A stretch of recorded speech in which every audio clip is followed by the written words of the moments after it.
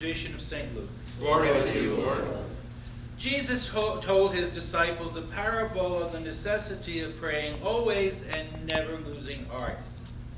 Once there was a judge in a certain city who did not revere God or respect people. A widow in that city kept coming to the judge saying, "Give me my rights against my opponent." For a time the judge refused, but finally the judge thought, "I care little for God or for people, but this widow is a great bother. I am going to settle in her favor, or she will keep coming to me and wear me out." Jesus said, "Listen to what the corrupt judge has to say. Will not God then do justice to the chosen who call out to him day and night? Will God delay long over them? I tell you, God will give them swift justice. But when the promised one comes, will there be any faith to be found on the earth?" This is the good news of our salvation. Praise to you, Lord Jesus Christ.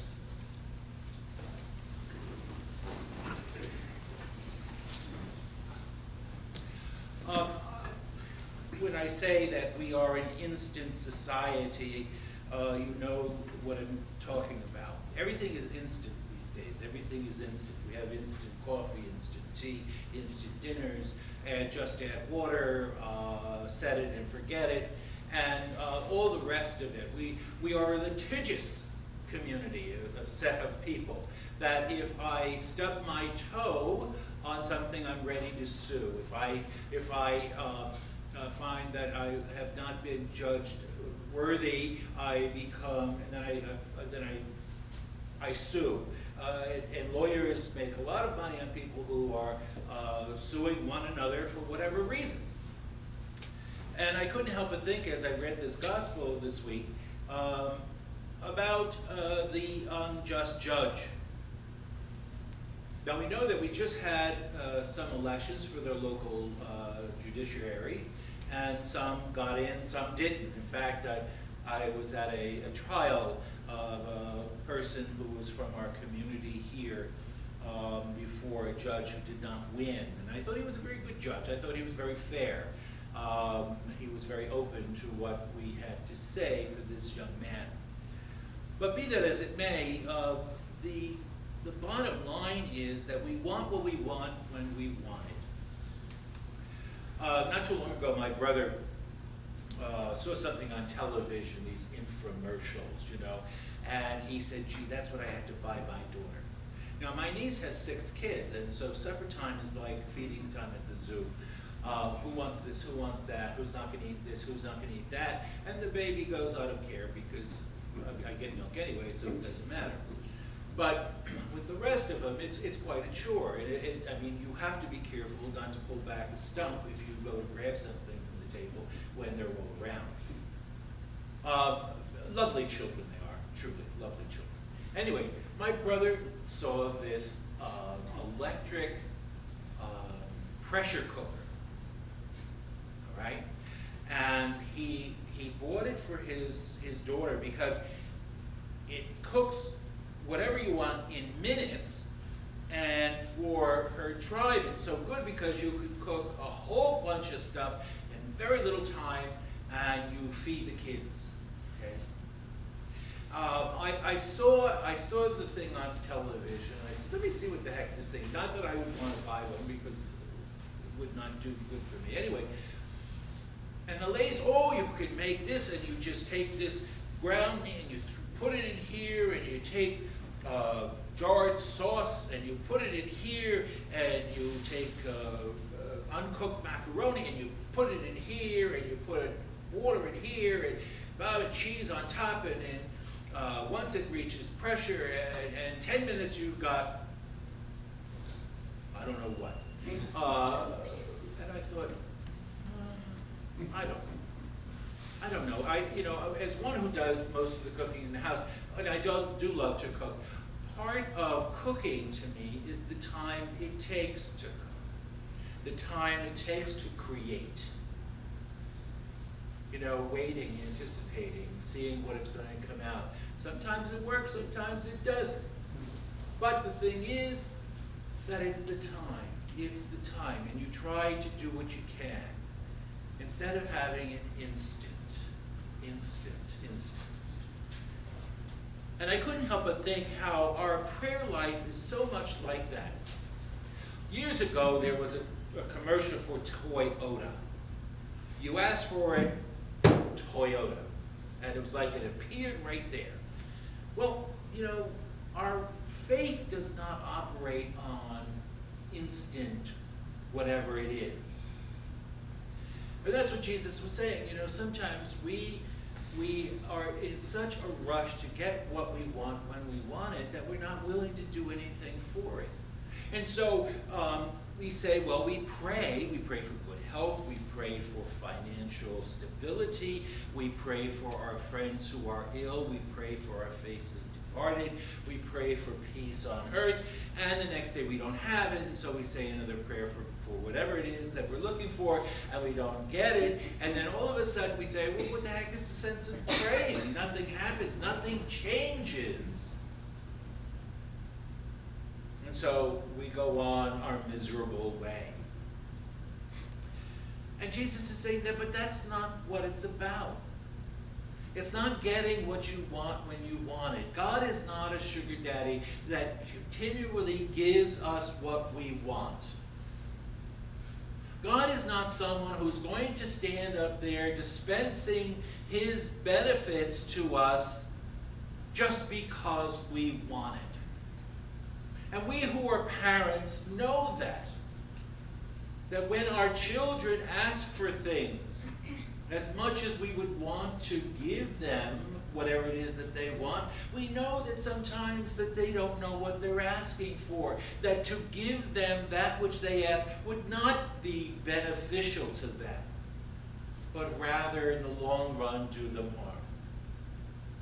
We heard about this individual not too long ago who was entitled because he came from a very wealthy family, and so he felt killing somebody, hurting somebody, doing wrong to somebody was okay because he was entitled. He came from money. And his mother was able to whisk him away to Mexico for a period of time, trying to hide him from the authorities. Is that what we're about? Entitlement? Do we feel that God owes us? Do we feel that God has some type of a bank account that he owes us something in because who we are? I'd have to say no. Maybe on the other side, we owe God. And I would say absolutely. Absolutely. But yet we are like little children who demand what we want, and if we don't get it, we stamp our feet and we walk away. How many people do you know who said, oh please, prayer, I gave up on prayer, it doesn't work, it's magic. No, prayer isn't magic, but the way you pray may be magic. I remember years ago, coming from an Italian background, someone was getting married in the family, and my cousin Marianne, God love her, she said, well, start putting the rosaries out on the clothesline for a good day, for a sunny day. Rosary on the clothesline for a sunny day. I said, well, I've never heard of that, and I studied theology for 4 years, but okay, all right, let's see what happens. Put St. Joseph in the ground and you'll sell your house. We have little statues at Moroni's, little kids, tell you exactly what to do and the prayer that you have to say to sell your home. We have novenas. Now a novena typically is 9 days of prayer or 9 weeks of prayer. However, but it has to be 9. Why? Who knows? But 9 is a nice number. Okay? And after the 9th time, if it doesn't appear that you have a Cadillac in the garage or money in the bank, see, it didn't work. That's magic. That's magic. And God is not about magic. So often in the church, we believe that priests going through seminary were going to that place that Harry Potter went to, Hogwarts, to learn how to be a magician, a wizard. Believe me, that's not what seminary is all about. Because I come up here and I say magic words that Jesus appears. Well, Jesus isn't the rabbit in the hat. And it's not magic.